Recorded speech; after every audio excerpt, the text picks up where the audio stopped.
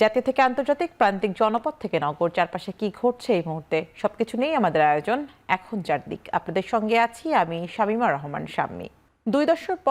দুই দশক পর সিলেটে গেলেন বিএনপির চেয়ারম্যান তারেক রহমান। সন্ধ্যায় সেখানে পৌঁছে জিয়ারত করলেন হজরত শাহজালাল ও হজরত শাহপরনের মাজার। কাল আলিয়া মাদ্রাসা ময়দানে নির্বাচনী জনসভায় যোগ দেবেন তিনি।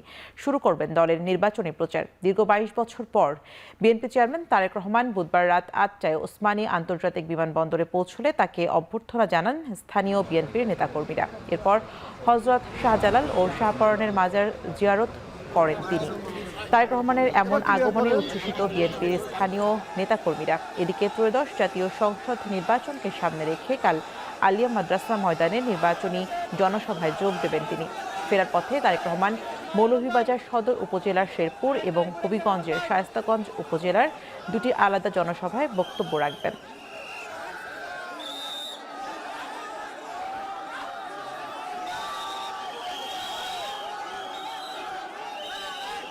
Not only chairman of the BNP, তিনি সিলেটের জামাই, সিলেটের দুলাভাই, আমাদের আলাদা ফিলিংস কাজ করছে। সুতরাং লুচানো করেন হবে ইনশাআল্লাহ। আগামী নির্বাচনের ঢেউয়ে সকল অপশক্তি বেসে যাবে ইনশাআল্লাহ। বিএনপির দ্বারা শেষ বিজয়ী। এর আগে দুপুরে রাজধানীর উত্তরায় মাইলস্টোন স্কুলে বিমান দুর্ঘটনায় হতাহতদের পরিবারের সঙ্গে সাক্ষাৎ করেছেন বিএনপির চেয়ারম্যান তারেক রহমান।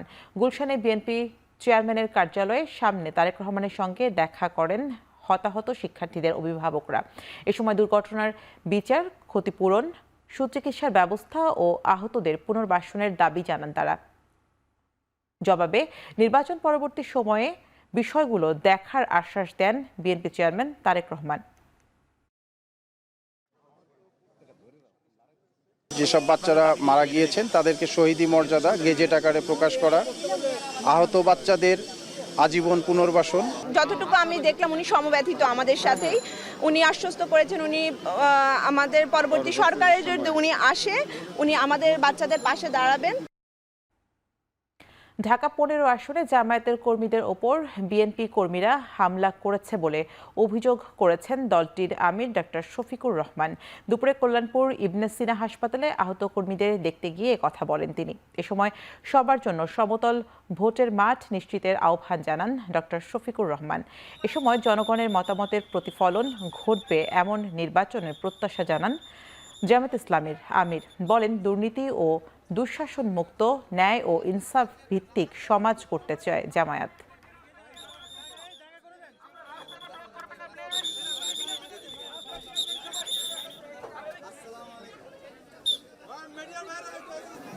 তেইশ এবং 24 এই 2 দিন ঢাকার বাইরে উত্তরবঙ্গে আমাদের সম্মানিত আমিরে জামাত সফর করবেন।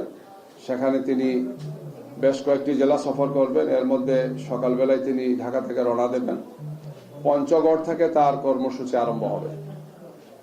পঞ্চগড়, দিনাজপুর, ঠাকুরগাঁও, রংপুর এই 4টি জেলা আগামী 23 তারিখ তিনি সফর করবেন।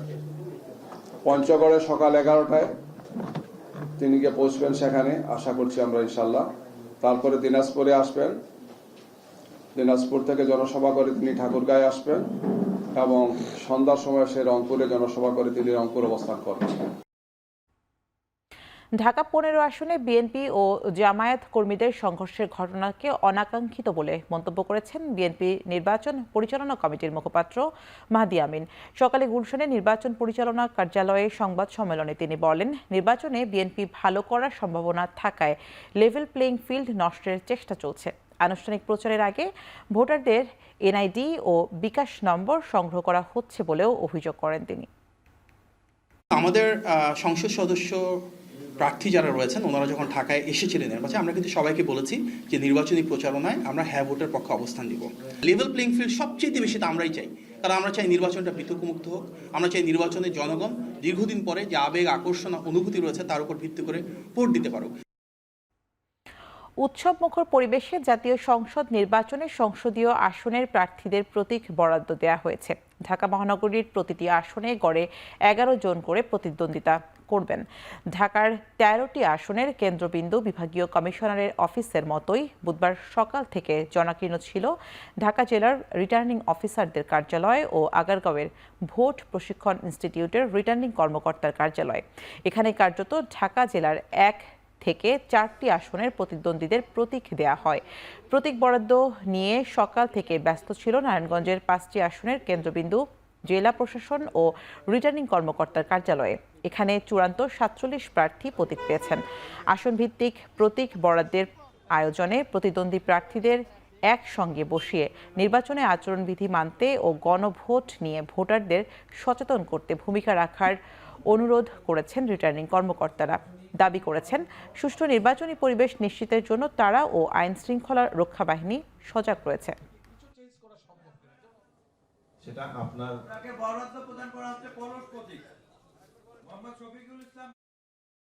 আমি নির্বাচনে ফুটবল মার্কাতে প্রতিদ্বন্দ্বিতা করছি আগামী জাতীয় সংসদ নির্বাচনে। আগামীকাল থেকে নির্বাচনী প্রচারণার ক্যাম্পেইন আমরা শুরু করব। টাকা নির্ভর যে রাজনীতি রয়েছে এবং যারা চাঁদাবাজি থেকে টাকা তুলে জনগণের মধ্যে টাকা বিলিয়ে বেশি শক্তির রাজনীতির মহড়া দিতে আমরা সেই ধরনের কোনো রাজনীতি করতে চাই না। লেভেল প্লেইং ফিল্ড নিশ্চিত করা, চিহ্নিত সন্ত্রাসীদেরকে গ্রেফতার করা, অবৈধ অস্ত্র উদ্ধার করা সহ যারা নির্বাচনে অংশগ্রহণ করেছেন তাদের নিরাপত্তা নিশ্চিত করা, বিশেষ করে বাংলাদেশ জামাত ইসলামীর আমিরে জামাত সহ আমাদের শীর্ষ নেতৃবৃন্দ সহ দেশবাসী সবাইকেই যথাযথ নিরাপত্তা দেওয়ার জন্য আমরা নির্বাচন কমিশন এবং অন্তর্বর্তীকালীন সরকারের সাথে সম্পৃক্ত যারা আছেন তাদেরকে আমরা আহ্বান জানাচ্ছি। এদিকে রাজধানীর বাইরে সারা দেশে উৎসবমুখর পরিবেশে জাতীয় সংসদ নির্বাচনের সংসদীয় আসনের প্রার্থীদের প্রতীক বরাদ্দ দেওয়া হয়েছে। এ সময় বিভিন্ন দলের প্রার্থী ও তাদের সমর্থকেরা উপস্থিত ছিলেন।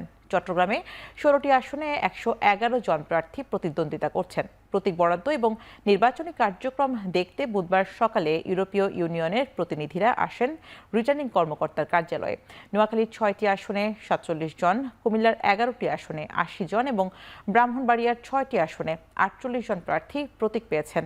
ব্রাহ্মণবাড়িয়া 2 আসনের আলোচিত স্বতন্ত্র প্রার্থী ব্যারিস্টার রুমিন ফারহানা হাস প্রতীক ও ব্রাহ্মণবাড়িয়া 6 আসনে গণসংহতি আন্দোলনের আহ্বায়ক জোনায়েদ সাকি পেয়েছেন দলীয় প্রতীক মাথাল।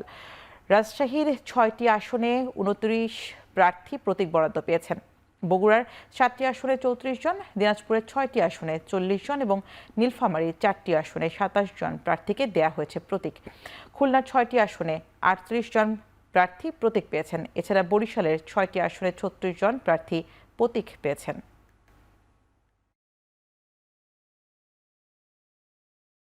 তারা যখন আমাকে দেখে, ছোট ছোট বাচ্চারা চিৎকার করতে থাকে আমাদের হাঁস মার্কা, আমাদের হাঁস মার্কা।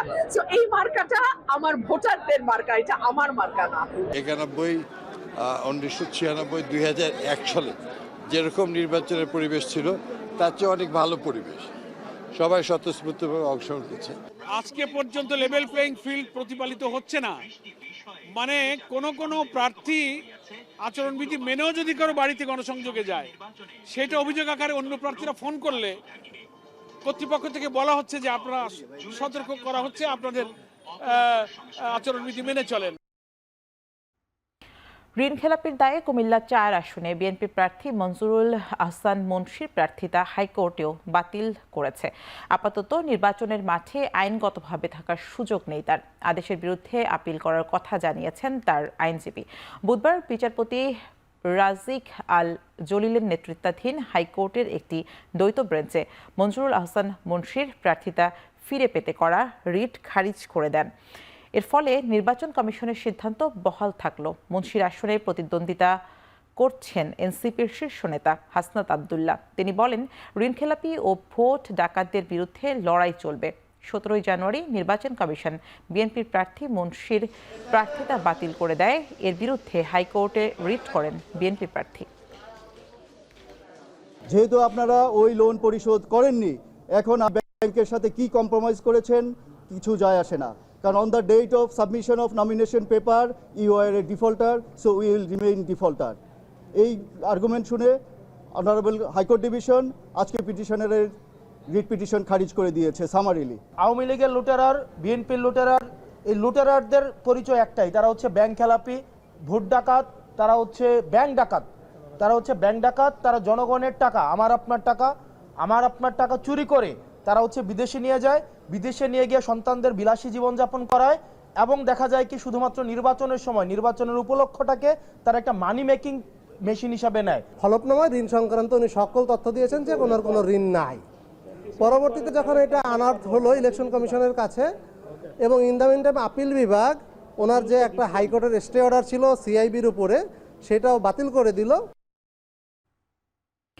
জোটগত কারণ ও কেন্দ্রের নির্দেশে নির্বাচন থেকে সরে দাঁড়ালেন চট্টগ্রাম ৮ আসনের জামায়াতের প্রার্থী ডাক্তার মোহাম্মদ আবু নাসের।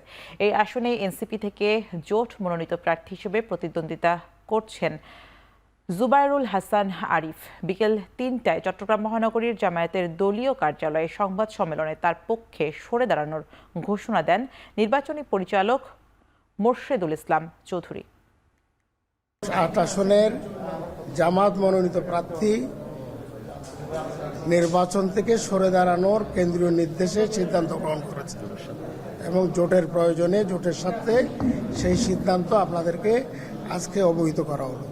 শহীদদের প্রতি সম্মান জানিয়ে জাতীয় ঐক্যকে মজবুত এবং দৃঢ় করার লক্ষ্যে কেন্দ্রীয় সংগঠনের প্রতি আনুগত্যের নজির স্থাপনের জন্যই আমাদের সকল প্রস্তুতি, সকল পজিটিভ দিক থাকা সত্ত্বেও আমরা আমাদের প্রার্থীকে প্রত্যাহারের সিদ্ধান্ত দিয়েছি, তিনি সেটা মেনে নিয়েছেন। এদিকে ত্রয়োদশ জাতীয় সংসদ নির্বাচনে নরসিংদীর ২ আসনে ১০ দলীয় জোটের এনসিপির প্রার্থীকে আসন ছাড় দিলেও মনোনয়ন প্রত্যাহার করেনি জামায়াতের প্রার্থী আমজাদ হোসেন। এই আসনে এনসিপির সারওয়ার তুষার জোট মনোনীত প্রার্থী।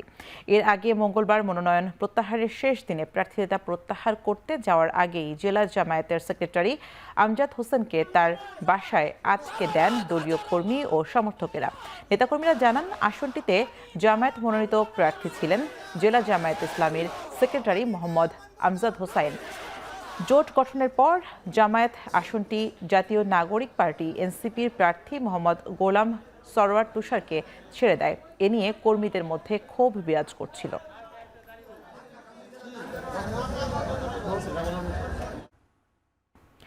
ঢাকায় জনসভা ও গণসংযোগের মাধ্যমে ২২ জানুয়ারি নির্বাচনী প্রচার শুরু করবেন জামায়াতের আমির ডক্টর শফিকুর রহমান। পরের দিন ২৩ জানুয়ারি সকালে পঞ্চগড় বেলা ২টায় দিনাজপুর জেলা জামায়াত আয়োজিত স্থানীয় গৌরী শহীদ ময়দান, বিকেল ৪টায় ঠাকুরগাঁওয়ে আয়োজিত জনসভায় প্রধান অতিথি হিসেবে বক্তব্য দিবেন শফিকুর রহমান। একই দিন সন্ধ্যায় বিভাগীয় শহর রংপুরে সমাবেশে অংশ নেবেন তিনি। রংপুরে রাত্রিযাপন শেষে সকালে জামায়াতের আমির জুলাই গণ অভ্যুত্থানের প্রথম শহীদ ও বেগম রোকেয়া বিশ্ববিদ্যালয়ের ছাত্র আবু সাইদের কবর জিয়ারত করবেন।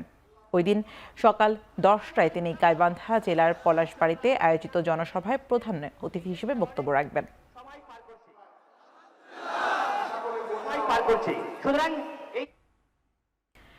তিন নেতার মাজার ও ওসমান হাদির কবর জিয়ারতের মাধ্যমে শুরু হচ্ছে এনসিপির নির্বাচনী প্রচারণা। বৃহস্পতিবার সকাল 10টা নাগাদ এই প্রচার কার্যক্রম শুরু করবেন দলের আহ্বায়ক নাহিদ ইসলাম। প্রচারণা কর্মসূচি তিন নেতার মাজার থেকে শুরু করে জাতীয় প্রেসক্লাব পর্যন্ত অগ্রসর হবে।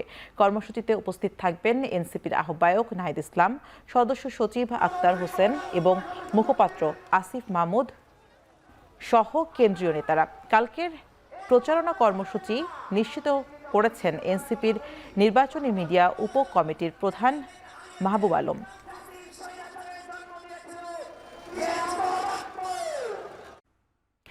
বিএনপি সমর্থিত নির্বাচনী জোট থেকে বেরিয়ে যাওয়ার ঘোষণা দিলেন নাগরিক ঐক্যর সভাপতি মাহমুদুর রহমান মান্না। দুপুরে মুঠোফোনে এখন টিভিকে তথ্য নিশ্চিত করেন তিনি। এ সময় জোট থেকে বেরিয়ে 12 আসনে একক প্রার্থী দেওয়ার ঘোষণা দেন নাগরিক ঐক্যর শীর্ষ নেতা। কিন্তু পরে সেই জায়গাতে আরেকজনকে দিয়েছে। বিএনপির অডিও প্রতিদ্বন্দ্বিতা করবেন, বলেছে যে আপনি ইলেকশন করার কি দরকার, আপনাকে মন্ত্রী বানিয়ে দেবো। এইটা আমার খুব পছন্দ। আমি রাজনীতি করবো না, ভোট করবো না, মন্ত্রী হবো, এরকম কেন ভাবো। ইলেকশন করতেছেন তাহলে মোট কয়টা আসনে নাগরিক ঐক্য থেকে? 50টা জনে আমাদের প্রিপারেশন ছিল, কিন্তু পরে যে সমঝোতা হতে পারে বলে করে কমানো হলো, সেই সাথে 12টা করলাম। সেই ভালোটাই আরো থাকবো। ভোট কেন্দ্রে দখল ও কারচুপি ঠেকাতে মাঠে বডি ক্যামেরা সহ থাকবে ৩,০০০ ড্রোন। বাংলাদেশ খেলাফত মজলিসের সাথে বৈঠকে কথা জানিয়েছেন সিসিএএমএম নাসির উদ্দিন। বিকেলে নির্বাচন ভবনে সিসির সঙ্গে বৈঠকের পর একথা জানান দলটির সিনিয়র নায়েবি আমির ইউসুফ আশরাফ। এ সময় নির্বাচনে লেভেল প্লেইং ফিল্ড নিশ্চিতে ইসির কার্যকরী ভূমিকা রাখার আহ্বান জানান বাংলাদেশ খেলাফতে মজলিসের নেতারা। তো আমরা সিইসিকে বলেছি যে গত 3টি নির্বাচন এদেশের মানুষ ভোট দিতে পারে নাই। এদেশের মানুষ অত্যন্ত আশাবাদী আগামী 12ই ফেব্রুয়ারি নির্বাচন একটা সুষ্ঠু হবে, উৎসবমুখর হবে, সুন্দরভাবে সুন্দর পরিবেশে অনুষ্ঠিত হবে এবং দলমত নির্বিশেষে সবাই তার ভোট তার পছন্দ মতো জায়গায় সে ভোট দিতে পারবে। এই পরিবেশ যেন তৈরি করা হয় সেই জন্য আমরা সিইসিকে অনুরোধ করেছি।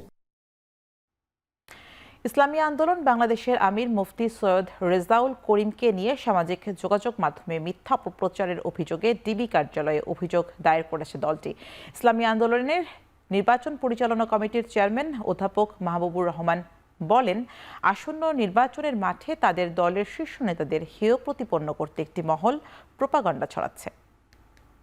অসত্য ঘটনাকে, একটা নিন্দনীয় ঘটনাকে একটি সামাজিকভাবে হেয় প্রতিপন্ন করার জন্য ইসলামী আন্দোলন বাংলাদেশের মোহতারাম আমির হযরত বিশা হুজুরকে এবং ইসলামী আন্দোলনকে একটি কলুষিত করার জন্য অপপ্রচেষ্টা চালাচ্ছে। এই কারণে আমরা নির্বাচন পরিচালনা কমিটির সম্মানিত সদস্যবৃন্দ সমন্বয়ে আজকে আমরা ডিবি প্রধানের কাছে আমরা লিখিত অভিযোগ দাখিল করেছি। তিনি আমাদেরকে আশ্বস্ত করেছেন তিনি দ্রুত সময়ের মধ্যে এটাকে সলভ করবেন। ত্রয়োদশ জাতীয় সংসদ নির্বাচনে একই সঙ্গে সংসদ নির্বাচনের ভোট ও গণভোটের ব্যালট গণনা করতে ভোট কেন্দ্রগুলোতে সময় বেশি লাগতে পারে বলে মন্তব্য করেছেন প্রেস সচিব শফিকুল আলম। রাজধানীর ফরেন সার্ভিস একাডেমিতে সমসাময়িক বিষয়ে ব্রিফিংয়ে তিনি এই তথ্য জানান। বলেন, পাবনা 1 ও 2 আসন নিয়ে আগে শঙ্কা থাকলেও আগামী 12ই ফেব্রুয়ারি দেশের 300টি সংসদীয় আসনেই অনুষ্ঠিত হতে যাচ্ছে জাতীয় সংসদ নির্বাচন। নির্বাচন কমিশন সচিবের বরাত দিয়ে তিনি আরও জানান, ব্যালট পেপার ছাপানোর জন্য প্রয়োজনীয় প্রস্তুতি সম্পন্ন করা হয়েছে এবং আজ রাত থেকেই ছাপাখানাগুলোতে কাজ শুরু হবে।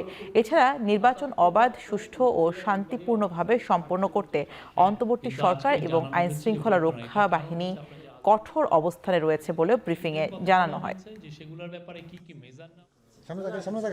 ট্রাবল হচ্ছে, আমরা আশা করি যে একটা জায়গায় ট্রাবল হবে না, বাট যদি হয় সেক্ষেত্রে স্থানীয় পুলিশ এরা তো মুভ করবেই। অ্যাট দ্য সেম টাইম এই প্রথমবারের মতো 1 লক্ষ সেনাবাহিনীর মেম্বার থাকবেন।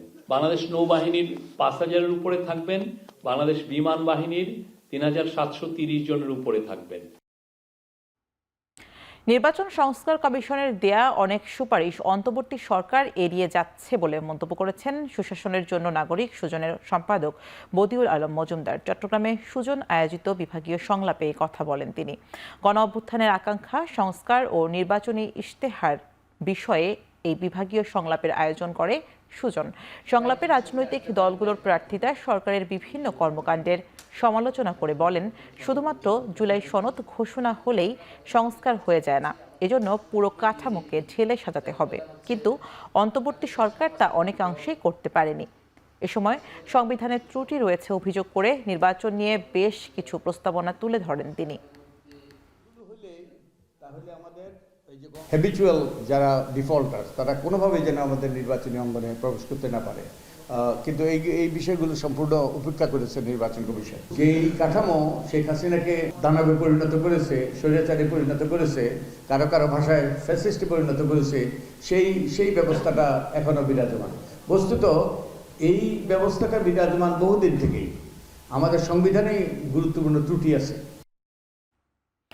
নারী ও শিশু বিষয়ক মন্ত্রণালয়ের উপদেষ্টা শারমিন এস মুর্শিদ বলেছেন, নির্বাচনে রাজনৈতিক দলগুলো নারীদের প্রাধান্য দেয়নি, এজন্য তাদের প্রশ্নের সম্মুখীন করার আহ্বান জানান তিনি। মেয়েদের নিরাপত্তা নিশ্চিত করতে হবে।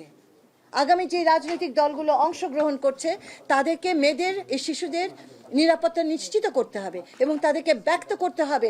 এখনো তারা সেটা ব্যক্ত করেননি। এমনকি রাজনৈতিক দলগুলো মেয়েদেরকে কোনো প্রাধান্যই দেয়নি, 30টি দল কোনো প্রতিনিধি দেয়নি। ৭১ মানবতা বিরোধী অপরাধের প্রথম মামলায় মৃত্যুদণ্ডপ্রাপ্ত আবুল কালাম আজাদ আন্তর্জাতিক অপরাধ ট্রাইব্যুনালে আত্মসমর্পণ করেছেন। ২০১০ সালে বিচার শুরুর পর থেকে তিনি পলাতক ছিলেন। আত্মসমর্পণ করে জামিন আবেদন করেছেন তিনি। আবুল কালাম আজাদের বিরুদ্ধে ৭১ ফরিদপুর অঞ্চলে মুক্তিযুদ্ধ চলাকালে সংঘটিত মানবতা বিরোধী অপরাধের অভিযোগে বিচার শুরু হয় ২০১১ সালে। এরপর তিনি ভারত হয়ে পাকিস্তানে পালিয়ে যান। তার অনুপস্থিতিতেই ২০১৩ সালের ২১শে জানুয়ারি যুদ্ধাপরাধ মামলায় প্রথম রায়ে তাকে মৃত্যুদণ্ডাদেশ দেন বিচারপতি ওবায়দুল হাসানের নেতৃত্বে ৩ সদস্যের ট্রাইব্যুনাল ২। মামলার অভিযোগে বাচ্চু রাজাকার নামে পরিচিত এই ব্যক্তির বিরুদ্ধে আনা ৮টি অভিযোগের মধ্যে ৭টি প্রমাণিত হওয়ায় মৃত্যুদণ্ড কার্যকরের আদেশ দেয়া হয়।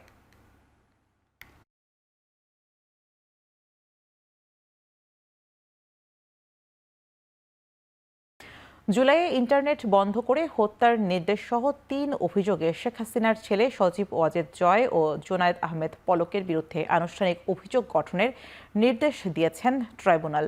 আগামী ১৮ ফেব্রুয়ারি মামলার সাক্ষ্য গ্রহণের তারিখ নির্ধারণ করেছেন ট্রাইব্যুনাল।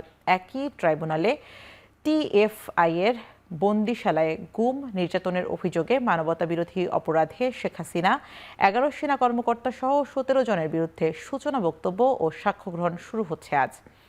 বিচারপতি গোলাম মর্তুজা মজুমদারের নেতৃত্বাধীন আন্তর্জাতিক অপরাধ ট্রাইব্যুনাল ১-এ হবে এই বিচারিক কার্যক্রম। অন্যদিকে ট্রাইব্যুনাল ২-এ গণঅভ্যুত্থানের প্রথম শহীদ আবু সাঈদ হত্যা মামলায় রাষ্ট্রপক্ষের যুক্তিতর্ক উপস্থাপন শুরু হবে। আর কুষ্টিয়ার ৬ জনকে হত্যা মামলায় মাহবুব উল আলম হানিফ ও জাসদ সভাপতি হাসানুল হক ইনুর মামলায় সাক্ষ্য নেওয়া হবে।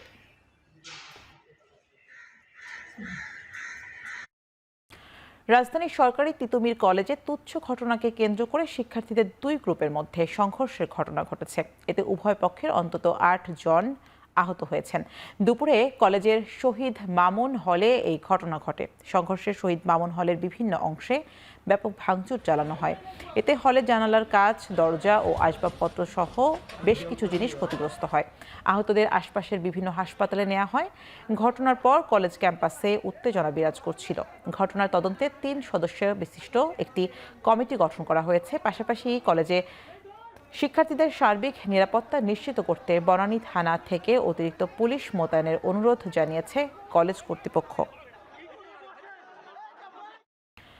লক্ষ্মীপুরে কারাগারে আবুল বাশার নামে এক কারাবন্দীর মৃত্যু হয়েছে। তিনি একটি ডাকাতির মামলায় গ্রেফতার হয়ে কারাগারে ছিলেন। আবুল বাশার সকালে হঠাৎ শ্বাসকষ্টে অসুস্থ হয়ে পড়েন। পরে তাকে জেলা সদর হাসপাতালে নেওয়া হলে চিকিৎসক মৃত ঘোষণা করেন। তিনি নোয়াখালীর বেগমগঞ্জ উপজেলার ভাসানী জীবনপুর গ্রামের বাসিন্দা। ১৫ জানুয়ারি চন্দ্রগঞ্জ থানা এলাকায় একটি ডাকাতির ঘটনায় গ্রেফতার হন তিনি। পুলিশ জানায়, আবুল বাশারের বিরুদ্ধে নোয়াখালীর বিভিন্ন থানায় মামলা রয়েছে।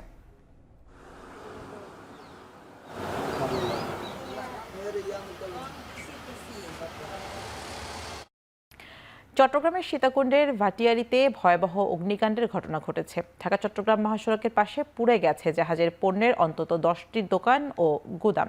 ফায়ার সার্ভিস জানায়, রাত ৯টার দিকে আগুনের সূত্রপাত হলে মুহূর্তে সেটি ছড়িয়ে পড়ে পুরো মার্কেটে। এসব দোকানে ও গুদামে পুরাতন জাহাজ থেকে আনা কাঠের আসবাব, ইলেকট্রনিক্স ও নানান ধরনের গৃহস্থালির জিনিস বিক্রি হয়।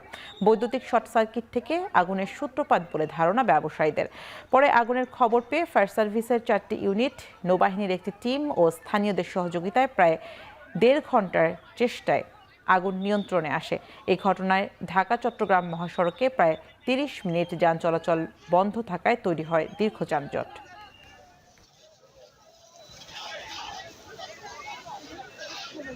সার, সয়াবিন ও কোস্টগার্ডের জন্য স্পিডবোট আমদানির সিদ্ধান্ত নিয়েছে অন্তর্বর্তী সরকার। বিকেলে সচিবালয়ে সরকারি ক্রয় সংক্রান্ত উপদেষ্টা পরিষদ কমিটির 31তম সভা শেষে বিষয়ে জানান অর্থ উপদেষ্টা ডক্টর সালাউদ্দিন আহমদ।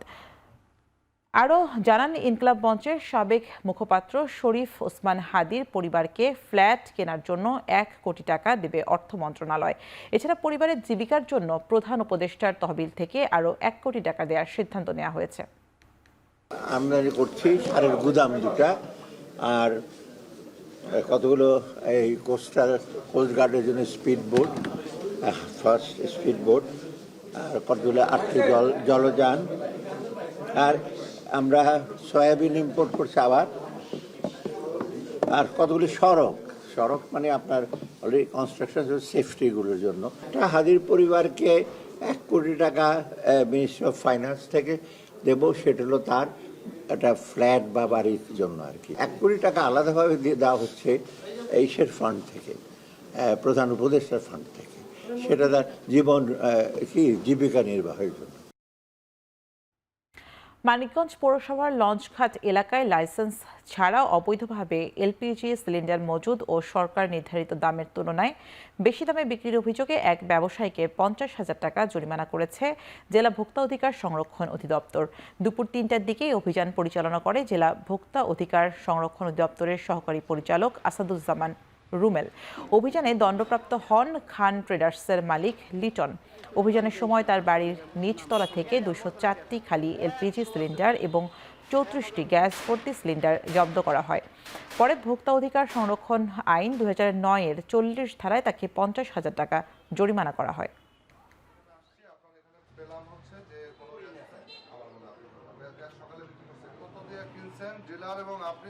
এই ব্যবসায়ী যিনি এটা করছেন ওনার কোনো ধরনের লাইসেন্স নাই, শুধু একটা ট্রেড লাইসেন্স দিয়ে এই ঝুঁকিপূর্ণ এই বিজনেসটা কিন্তু উনি করছেন। এবং সবচেয়ে দুঃখজনক হচ্ছে যে এই গ্যাসটা উনি কিনে এনে, এটা কিন্তু কোনো ধরনের দোকানের সাইনবোর্ডও নাই, উনি শুধুমাত্র ফোন কল দিয়ে এই গ্যাসগুলো সরবরাহ করছেন অতিরিক্ত দামে।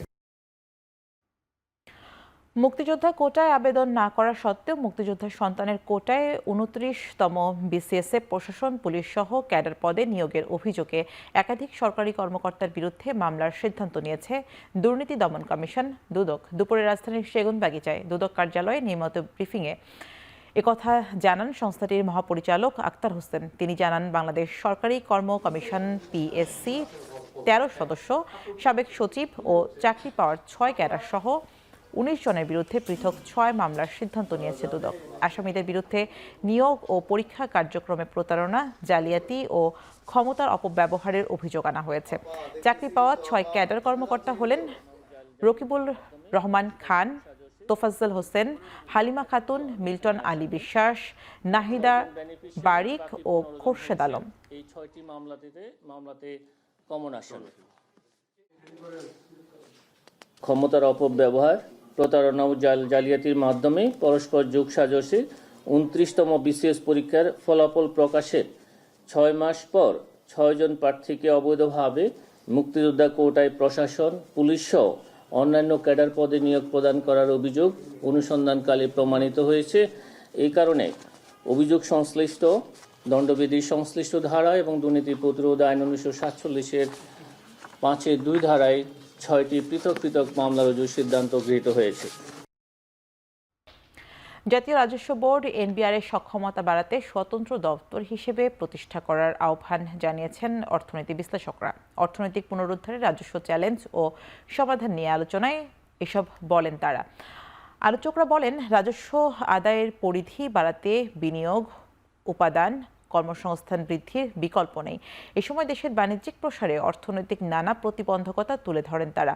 অর্থনীতিবিদ মাসরুর রিয়াজ বলেন, রাজস্ব আদায়ের লক্ষ্যমাত্রা বাস্তবতার ভিত্তিতে না হয়ে রাজনৈতিক বিবেচনায় হয়েছিল।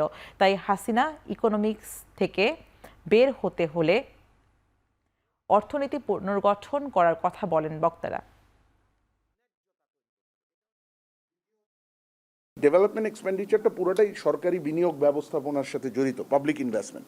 সেইখানে মেজর প্রবলেম আছে, যেটা গিয়ে আবার মানে চাপ ফেলে হচ্ছে ফার্দার ডেট রিকোয়ারমেন্টে, এবং যেটা চাপ ফেলে আমার যে রেভিনিউ যেটা যথাসামান্যই আমি কালেক্ট করি সেটার প্রপার ইউটিলাইজেশনে। আপনার ভোগটা বাড়বে কিভাবে? এত মানুষ দরিদ্র সীমার নিচে যাচ্ছে, তাকে আপনি কিভাবে নিয়ে আসবেন? তারপরে হচ্ছে যে সরকারি ব্যয় অর্থাৎ পাবলিক গুডসে আপনি কিভাবে ফাইন্যান্স করবেন, কারণ পাবলিক গুডসে যদি আপনি ফাইন্যান্স না করেন জনদ্রব্যে, তাহলে তো তার সক্ষমতা বাড়বে না, আর সক্ষমতা না বাড়লে সে আয় বাড়বে না, এবং আয় না বাড়লে তার কাছ থেকে আপনি কর কিভাবে নেবেন?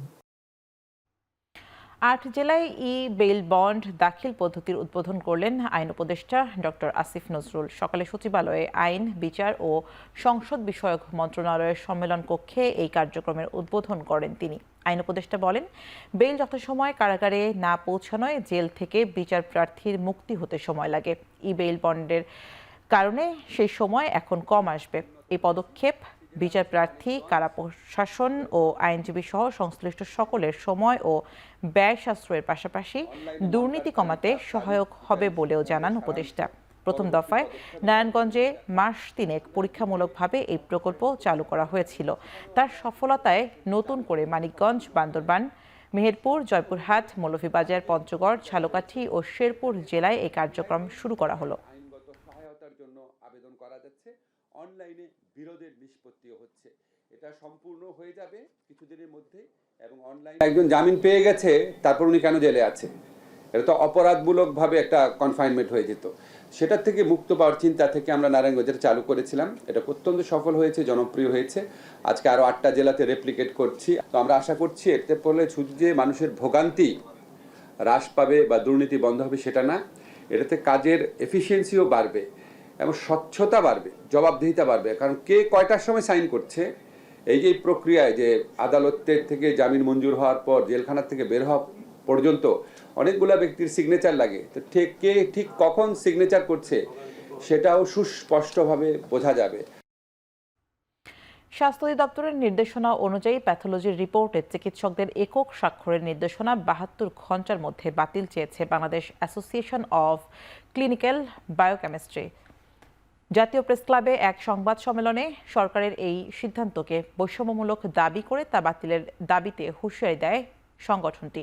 একই সঙ্গে স্বাস্থ্য খাত সংস্কার কমিশনের প্রস্তাবনার আলোকে বায়োকেমিস্টদের কাউন্সিল গঠনের দাবিও জানান তারা। রিপোর্ট স্বাক্ষরকারী চিকিৎসকগণকে বিএমডিসি রেজিস্টার্ড মেডিকেল গ্র্যাজুয়েট হতে হবে এমন সিদ্ধান্ত উদ্দেশ্য প্রণোদিত, অযৌক্তিক বলেও জানান বক্তারা। উন্নত বিশ্বের মতো বাংলাদেশেও চিকিৎসকদের পাশাপাশি বায়োকেমিস্ট ও ল্যাব বিশেষজ্ঞরা প্যাথোলজির রিপোর্টে স্বাক্ষর করে থাকেন। কিন্তু নতুন নির্দেশনার মাধ্যমে এসব দক্ষ ও অভিজ্ঞ পেশাজীবীকে কার্যত অযোগ্য ঘোষণা করা হয়েছে বলে দাবি সংগঠনটির। 72 ঘন্টার পরও সিদ্ধান্ত পরিবর্তন না করলে স্বাস্থ্য অধিদপ্তরের ঘেরাও সহ কঠোর কর্মসূচির ঘোষণা বায়োকেমিস্টদের। আমি এখন আমন্ত্রণ জানাচ্ছি আমাদের মাঝে উপস্থিত প্রধান অতিথি অনুযায়ী পরীক্ষার ল্যাবে রিপোর্ট স্বাক্ষরকারী মারাত্মক সংকট তৈরি হবে। হাজার হাজার ল্যাব কার্যত অচল হয়ে পড়বে। রিপোর্ট ডেলিভারিতে মারাত্মক বিলম্ব হবে। অল্প সংখ্যক প্যাথোলজিস্ট দিয়ে এই ঘাটতি পূরণ সম্ভব নয়। রোগীর জীবন মৃত্যু ঝুঁকিতে পড়বে। ডায়াগনস্টিক সেবার মান নির্ভুলতা ক্ষতিগ্রস্ত হবে। শুধুমাত্র এমবিবিএস পাশ করলেই, বিএমডিসি রেজিস্ট্রেশন পেলেই রিপোর্ট স্বাক্ষর করা যাবে, এটি কোনোভাবেই বিজ্ঞান ভিত্তিক নয়।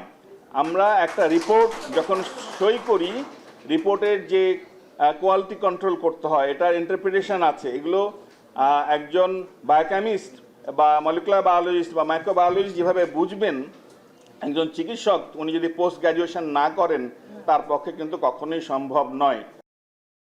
এবার আন্তর্জাতিক প্রসঙ্গ। ন্যাটো সদস্য দেশ ডেনমার্কে স্বায়ত্তশাসিত অঞ্চল গ্রিনল্যান্ডের নিয়ন্ত্রণ নিতে বল প্রয়োগ করবেন না বলে জানিয়েছেন মার্কিন প্রেসিডেন্ট ডোনাল্ড ট্রাম্প। বুধবার সুইজারল্যান্ডের দাভোসে ওয়ার্ল্ড ইকোনমিক ফোরামের বৈঠকে দেয়া ভাষণে তিনি একথা বলেন। জোর করে দখলের শঙ্কা উড়িয়ে দিলেও গ্রিনল্যান্ডের মালিকানা যুক্তরাষ্ট্রের হাতে থাকা প্রয়োজন বলেও মন্তব্য করেছেন তিনি। এজন্য শীঘ্রই আলোচনার আহ্বান জানিয়েছেন তিনি। এরপরও গ্রিনল্যান্ডের নিয়ন্ত্রণ নেয়ার প্রচেষ্টা ব্যর্থ হলে যুক্তরাষ্ট্র তা মনে রাখবে বলেও বিশ্ব নেতাদের স্মরণ করিয়ে দিয়েছেন ট্রাম্প। বিশ্বের সুরক্ষার জন্য যুক্তরাষ্ট্র এক টুকরো বরফ চায়, আর তারা সেটা দিতে চায় না বলেও মন্তব্য করেন তিনি। It's good for Europe and safe for Europe and good for us. And that's the reason I'm seeking immediate negotiations to once again discuss the acquisition of Greenland by the United States, just as we have acquired many other territories throughout our history, as many of the European nations have. They've acquired. There's nothing wrong with it. ট্রাম্পের শুল্ক আরোপের প্রতিক্রিয়া হিসেবে মার্কিন বাণিজ্য চুক্তির অনুমোদন স্থগিতের ঘোষণা দিয়েছে ইউরোপীয় পার্লামেন্ট। গত বছরের জুলাইয়ে ইইউভুক্ত দেশগুলো ও যুক্তরাষ্ট্রের মধ্যে বাণিজ্য বাধা দূর করতে চুক্তিটিতে স্বাক্ষর করেন ইউরোপীয় কমিশনের প্রেসিডেন্ট ও ডোনাল্ড ট্রাম্প। এদিকে সুইজারল্যান্ডে ওয়ার্ল্ড ইকোনমিক ফোরামে যোগ দিয়ে পশ্চিমা দেশগুলোর নেতারা গ্রিনল্যান্ডের স্বায়ত্তশাসনের পক্ষে নিজেদের অবস্থান পুনর্ব্যক্ত করেন। কানাডার প্রধানমন্ত্রী মার্ক কার্নি গ্রিনল্যান্ডের ন্যাটো ধাঁচের নিরাপত্তা নিশ্চিতে মিত্রদের ঐক্যবদ্ধ হওয়ার আহ্বান জানান। এদিকে ইউরোপ কোনো হুমকির কাছে নতি স্বীকার করবে না বলে সাফ জানান ফরাসি প্রেসিডেন্ট এমানুয়েল ম্যাক্রো। চলমান পরিস্থিতিতে সবাইকে শান্ত থেকে ইউরোপের অর্থনৈতিক প্রবৃদ্ধি অর্জনের পথে অগ্রসর হতে আহ্বান জানান ম্যাক্রো। অন্যদিকে ডেনিশ প্রধানমন্ত্রী জানান নিজেদের স্বাধীনতা, সার্বভৌমত্ব ও গণতন্ত্রের প্রশ্নে এক চুল ছাড় দেবে না ডেনমার্ক। নিরাপত্তা পরিস্থিতির অবনতির আশঙ্কায় বাংলাদেশে নিযুক্ত ভারতীয় কূটনীতিকদের পরিবার পরিজনকে ভারতে ফিরিয়ে নেয়ার পরামর্শ দেওয়া হয়েছে। যদিও ঢাকা সহ দেশের 5টি কূটনৈতিক মিশনের কার্যক্রম চলবে পুরোদমে। সরকারি সূত্রের বরাতে ভারতীয় গণমাধ্যম পিটিআই জানিয়েছে, সতর্কতামূলক অবস্থার জন্য দীর্ঘদিন ধরেই এই সিদ্ধান্ত প্রক্রিয়াধীন ছিল। এরই অংশ হিসেবে ঢাকার হাইকমিশন সহ চট্টগ্রাম, খুলনা, রাজশাহী ও সিলেটের সহকারী হাই কমিশনের কর্মকর্তাদের পরিবার পরিজনদের ভারতে ফিরিয়ে নেয়ার কথা বলা হয়েছে। তবে কবে নাগাদ তাদের আবারও বাংলাদেশে ফিরিয়ে আনা হবে তা স্পষ্ট নয়। বাংলাদেশে সংসদ নির্বাচনের কয়েক সপ্তাহ আগে এই পদক্ষেপ নিল ভারত। নন ফ্যামিলি পোস্টিং কঠোর নিরাপত্তা ব্যবস্থাগুলোর একটি। অস্থিতিশীল বা বিপজ্জনক মনে হলে সেসব দেশের ক্ষেত্রে এই ধরনের ব্যবস্থা নেওয়া হয়। হাসপাতালের নানা অব্যবস্থাপনা, ন্যায্য মজুরি, কর্মপরিবেশের প্রতিবাদে যুক্তরাষ্ট্রের নিউ ইয়র্কে বিক্ষোভে নেমেছে 15,000 নার্স। তাদের সঙ্গে একাত্মতা ঘোষণা করে পাশে দাঁড়িয়েছেন সিটির মেয়র জোহরান মামদানি ও সিনেটর বার্নি স্যান্ডার্স। দ্বিতীয় সপ্তাহে গড়ালো নার্সদের এই আন্দোলন। হাসপাতাল ব্যবস্থাপনাকে একটি চুক্তিতে পৌঁছানোর আহ্বান জানিয়েছে মামদানি। এ সময় তিনি বলেন, তাদের আন্দোলনে সবশেষ উপায় হচ্ছে কাজ বন্ধ করে দেয়া। দ্রুত সমাধানে না আসলে পরিস্থিতি আরও ভয়াবহ হবে। এদিকে জার্নি স্যান্ডার্স জানান, দীর্ঘস্থায়ী কর্মীর অভাবে ভুগছে বেশিরভাগ হাসপাতাল। পরিষেবা চালিয়ে যেতে নার্সদের দিনের পর দিন অতিরিক্ত সময় কাজ করতে হচ্ছে। তাদের সেই ক্ষতিপূরণ ও ন্যায্য পাওনা দিতে হবে হাসপাতাল কর্তৃপক্ষকে। 2 দিনের ব্যবধানে স্পেনে ফের ঘটেছে রেল দুর্ঘটনা। মঙ্গলবার স্থানীয় সময় বিকেলে ভারী বৃষ্টিপাতের কারণে বার্সেলোনায় একটি কন্টেনমেন্ট ওয়াল ট্রেনের ওপর ভেঙে পড়লে এটি লাইনচ্যুত হয়ে যায়। এতে ট্রেনের চালক নিহত হয়েছেন। এছাড়া অন্তত আহত হয়েছেন 37 জন।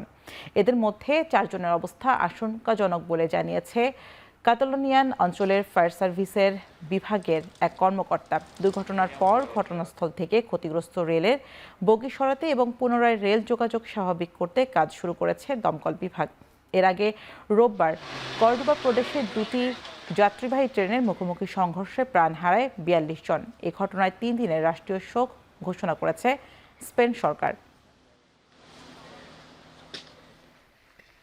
এবারে খেলার খবর। আসন্ন টি-20 বিশ্বকাপে ভারতেই খেলতে হবে বাংলাদেশকে। অন্যথায় লিটন দাসদের পরিবর্তে বিশ্বকাপ খেলবে স্কটল্যান্ড। অবশ্য ভেন্যু পরিবর্তনের ইস্যুতে পূর্ণাঙ্গ সদস্য দেশগুলোর মধ্যে অনুষ্ঠিত ভোটাভুটিতে বাংলাদেশ হেরে যাওয়ার পর বিসিবিকে সিদ্ধান্ত পুনর্বিবেচনা করার জন্য আরও 1 দিন সময় দিয়েছে আইসিসি। বাংলাদেশের বিশ্বকাপ ভাগ্য নির্ধারণ করতে বুধবার বিকেল 4:30 বৈঠকে বসে আইসিসি। সেখানে আইসিসির সব পূর্ণাঙ্গ দেশ উপস্থিত ছিল। তবে ভেন্যু পরিবর্তনের ইস্যুতে আলোচনা শেষে ক্রিকেট নিয়ন্ত্রণ সংস্থা বাংলাদেশকে জানিয়ে দেয়, বিশ্বকাপ খেলতে ভারতেই যেতে হবে টাইগারদের। বাংলাদেশ অংশগ্রহণ না করলে বিকল্প দল হিসেবে বাছাই পর্ব থেকে স্কটল্যান্ডকে বাংলাদেশের স্থলাভিষিক্ত করা হবে। তবে সিদ্ধান্ত নেওয়ার জন্য বাংলাদেশকে আরও 1 দিন সময় বেঁধে দিয়েছে আইসিসি। আইসিসি বলছে, মুস্তাফিজ ইস্যুর সাথে জাতীয় দলের ইস্যুর কোনো সম্পর্ক নেই। এমনকি আইসিসির দাবি, ভারতের কোনো ভেন্যুতেই বাংলাদেশ জাতীয় ক্রিকেট দল, সংবাদকর্মী কিংবা সমর্থকদের জন্য নিরাপত্তা ঝুঁকি নেই। আন্তর্জাতিকভাবে স্বীকৃত মাইন্ড গেম ব্রিজকে ঘিরে শুরু হতে যাচ্ছে 37তম জাতীয় ট্রিম ব্রিজ চ্যাম্পিয়নশিপ। এই উপলক্ষে আজ রাজধানীর অলিম্পিক ভবনের অডিটোরিয়ামে অনুষ্ঠিত হয়েছে মিট দ্য প্রেস অনুষ্ঠান। আগামী 23-24 ও 30-31 জানুয়ারি এই 4 দিনব্যাপী প্রতিযোগিতায় দেশের বিভিন্ন প্রান্ত থেকে 16 থেকে 18টি দল অংশ নেবে। প্রতিটি দলে থাকবেন 4 থেকে 6 জন খেলোয়াড়। টুর্নামেন্টের ম্যাচগুলো অনুষ্ঠিত হবে ঢাকার ইঞ্জিনিয়ার্স ইনস্টিটিউটের ইঞ্জিনিয়ার্স রিক্রিয়েশন সেন্টারে। সীমিত সুযোগের মধ্যেও আন্তর্জাতিক অঙ্গনে বাংলাদেশের ব্রিজের সাফল্য উল্লেখযোগ্য। 2027 সালকে টার্গেট করে নতুন পরিকল্পনা গ্রহণ করেছে ফেডারেশন। দেশব্যাপী ব্রিজকে ছড়িয়ে দিতে দীর্ঘমেয়াদী পরিকল্পনার আশ্বাস ফেডারেশন কর্তাদের। সো প্রাইভেট ইউনিভার্সিটিগুলো যদি আমরা সেমিনার করে ছেলেপেলেকে বোঝাতে পারি যে এটা তোমাদের বুদ্ধিমত্তাকে আরও অনেক বেশি শানিত করবে, তাহলে আমার ধারণা ওরা অবশ্যই এগিয়ে আসবে। এবং ছোট ছোট আকারে বুয়েট এবং ঢাকা ইউনিভার্সিটিগুলো কিন্তু ব্রিজ সবসময় খেলা হয়। হয়তো আমাদের এটা আন্তর্জাতিক মানের ডুপ্লিকেট বা কন্ট্রাক্ট ব্রিজ ওরা খেলে না, বাট রক্সন ব্রিজ কিন্তু প্রচুর ছেলেপেলে খেলে, রেগুলার খেলে। তো ওদেরকেই যদি আমরা আস্তে আস্তে করে আমাদের মূলধারার কন্ট্রাক্ট ডুপ্লিকেট ব্রিজে নিয়ে আসতে পারি। ডুপ্লিকেট আমি বলছি বারবারই যে আমরা একই কার্ড দিয়ে সবাই খেলি, যার ফলে এখানে লাক ফ্যাক্টরটা জিরো হয়ে যায়। শেষ করছি এখন চারদিকের আয়োজন। এখন টেলিভিশন ওয়েবসাইটে দেখতে ভিজিট করুন www.ekhon.tv, ফেসবুকে দেখতে ভিজিট করুন facebook.com/tv.ekhon এবং ইউটিউবে দেখতে ভিজিট করুন youtube.com/c/ekhon tv।